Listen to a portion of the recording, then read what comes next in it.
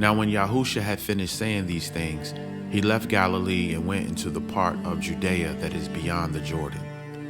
And large crowds followed him, and he healed them. And Pharisees came to Yahusha, testing him and asking, "Is it lawful for a man to divorce his wife for just any reason?" He replied, "Have you never read that he who created them from the beginning made them male and female, and said, 'For this reason a man shall leave his father and mother, and shall be joined inseparably to his wife, and the two shall become one flesh'? So they are no longer two, but one flesh. Therefore, what Yah has joined together, let no one separate."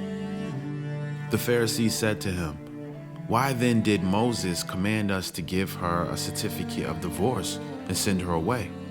He said to them, "Because your hearts were hard and stubborn, Moses permitted you to divorce your wives. But from the beginning, it has never been this way. I say to you, whoever divorces his wife, except for sexual immorality, and marries another woman, commits adultery."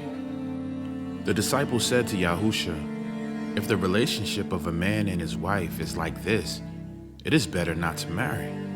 But he said to them, "Not all men can accept this statement, but only to those whom the capacity to receive it has been given.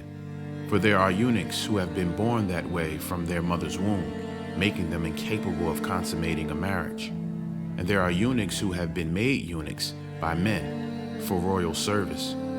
And there are eunuchs who have made themselves so for the sake of the kingdom of heaven. He who is able to accept this, let him accept it." Then children were brought to Yahusha so that he might place his hands on them for a blessing and pray. But the disciples reprimanded them. But he said, "Leave the children alone, and do not forbid them to come to me, for the kingdom of heaven belongs to such as these." After placing his hands on them for a blessing, he went on from there. And someone came to him and said, "Teacher, what essentially good thing shall I do to obtain eternal life?" That is, eternal salvation in the Messiah's kingdom. Yahusha answered, "Why are you asking me about what is essentially good? There is only one who is essentially good. But if you wish to enter into eternal life, keep the commandments." He said to Yahusha, "Which commandments?" And Yahusha answered him, "You shall not commit murder.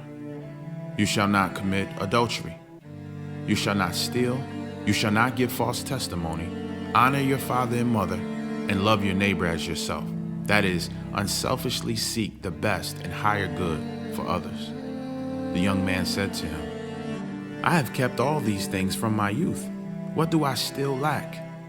And Yahusha answered him, "If you want to be perfect, that is, have the spiritual maturity that accompanies godly character, with no moral or ethical deficiencies, go and sell what you have and give the money to the poor, and you will have treasure in heaven. And come, follow me, becoming my disciple, believing and trusting in me, and walking the same path of life that I walk." But when the young man heard this, he left, grieving and distressed, for he owned much property and had many possessions, which he treasured more than his relationship with Yah. Yahusha said to his disciples, "I assure you and most solemnly say to you, it is difficult for a rich man who clings to possessions and status as security to enter the kingdom of heaven. And I tell you, it is easier for a camel to go through the eye of a needle than for a rich man who places his faith in wealth and status to enter the kingdom of heaven." When the disciples heard this, they were completely astonished and bewildered, saying, "Then who can be saved from the wrath of Yah?" But Yahusha looked at them and said, "With people, as far as it depends on them, it is impossible. But with Yah, all things are possible." Then Peter answered him, saying, "Look, we have given up everything and followed you, becoming your disciples and accepting you as teacher and Adonai. What then will there be for us?" Yahusha said to them, "I assure you and most solemnly say to you, in the renewal, that is, the messianic restoration and regeneration of all things, When the Son of Man sits on his glorious throne, you who have followed me, becoming my disciples, will also sit on 12 thrones, judging the 12 tribes of Israel. And everyone who has left houses, or brothers, or sisters, or father, or mother, or children, or farms, for my name's sake, will have many times as much, and will inherit eternal life. But many who are first in this world will be last in the world to come, and the last first.